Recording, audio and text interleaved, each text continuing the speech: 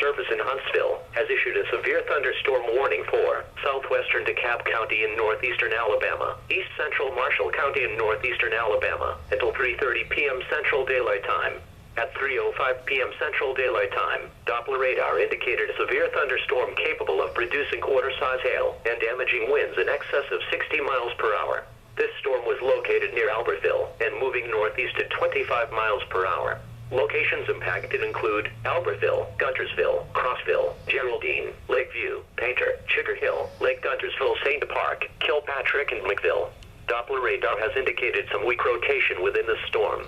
Although a tornado is not immediately likely, if one is spotted, act quickly and move to a place of safety in a sturdy structure, such as a basement or small interior room. Repeating, a severe thunderstorm warning has been issued until 3:30 p.m. Central Daylight Time for the following county: Marshall, Alabama,